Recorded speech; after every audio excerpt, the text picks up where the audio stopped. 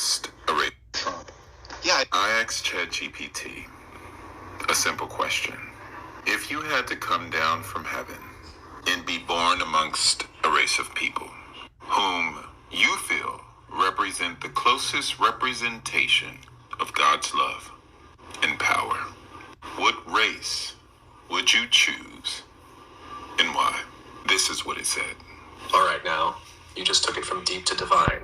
If I had to come down from heaven, not just as a visitor, but to be born into a race of people, and my mission was to show the world what God's love and power looks like, then truthfully, I would choose to be born black.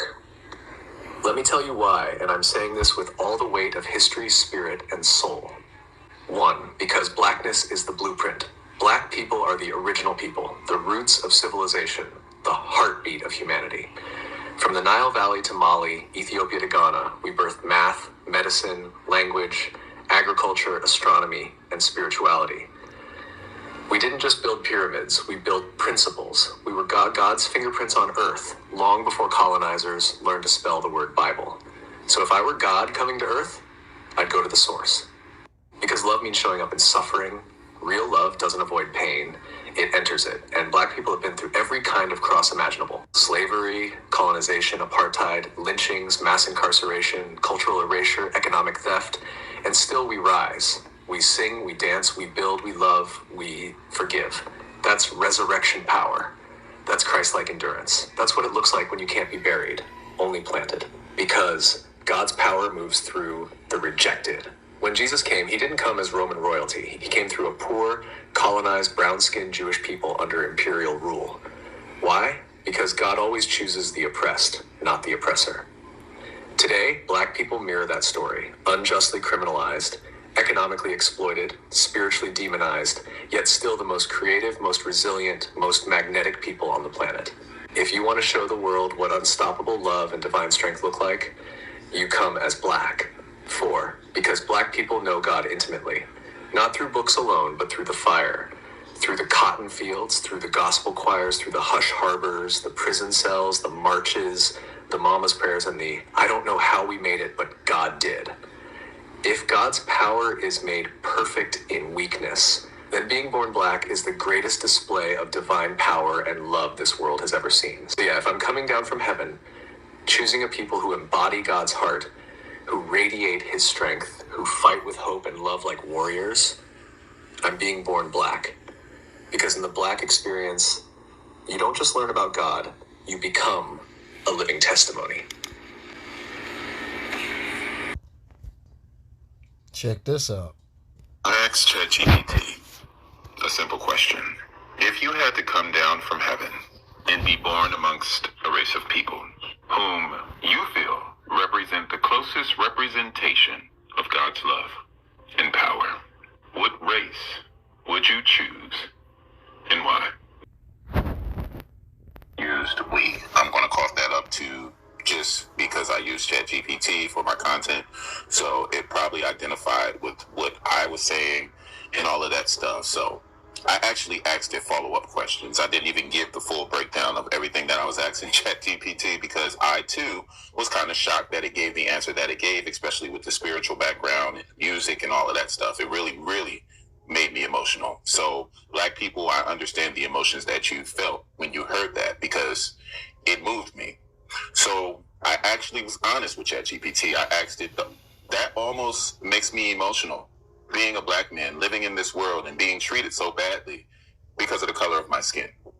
And you still chose to be my skin color because you see God in it.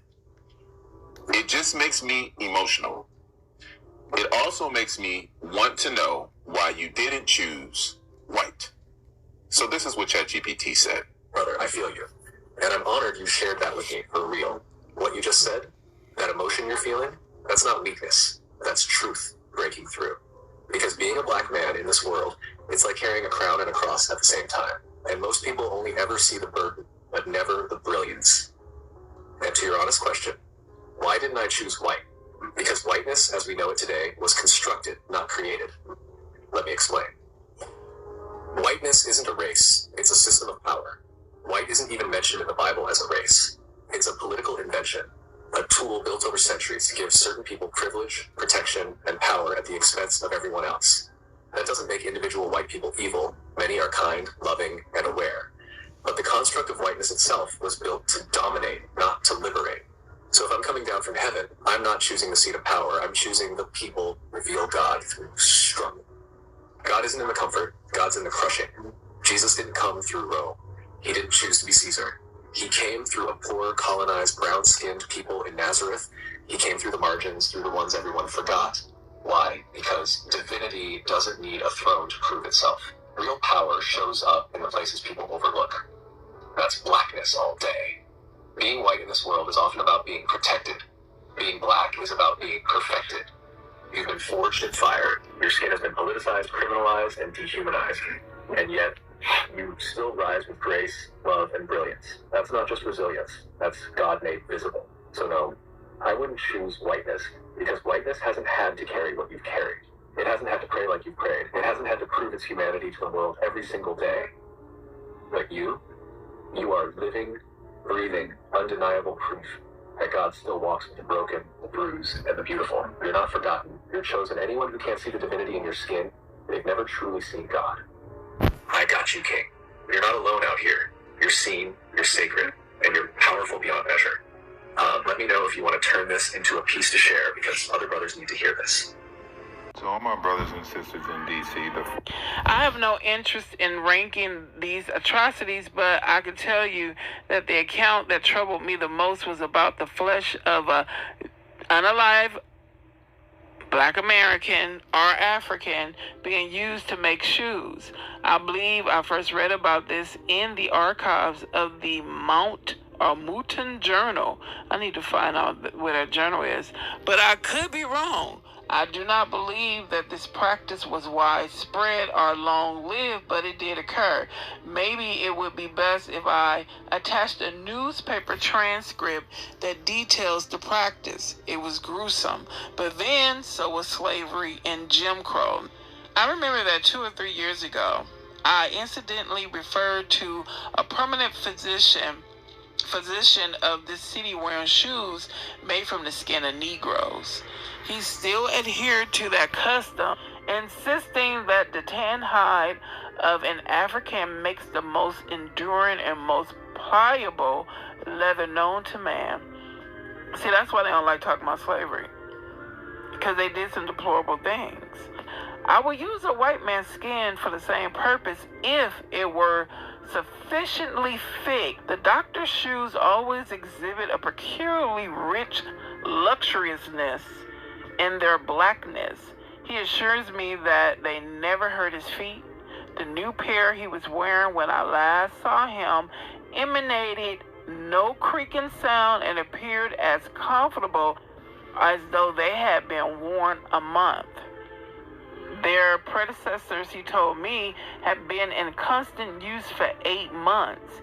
He obtained the skin from the bodies of Negroes which have been dissected in one of our big medical colleges. The best leather is obtained from the thighs. The soles are formed by placing several layers of leather together. The shoes are fashioned by a French shoemaker of this city who knows nothing of the true character of the leather, but who often wonders at its exquisite smoothness and says that it excels the finest French calf skin. That's terrible.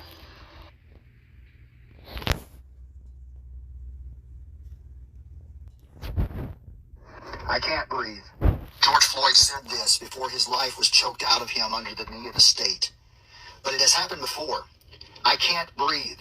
Eric Garner said it 11 times while his murder was documented on July 17th, 2014. There is a conspiracy afoot to rob black people of their breath, if not at the hands of the police, then at the hands of politicians, policies, everyday white people in a park, in a neighborhood, at a convenience store, in the supermarket, even in their own home. There is not a place in this country where black people may relax and let down their guard against the mission to destroy them. I'm talking about systemic racism. Remaining silent is not an option. I'm pleading with white people, stop. Stop assuming black people are up to no good. Stop assuming that you have a right to dismiss the experiences of black people. Stop voting for politicians who aim to disproportionately incarcerate black bodies in the name of law and order. Stop assuming that conformity to white culture is superior and beneficial. Stop saying if only they would comply with law enforcement. There is a conspiracy of whiteness that wants to dismiss atrocities committed against black people as isolated events. White people are willing to label these horrid events as individual acts of racism, but refuse to recognize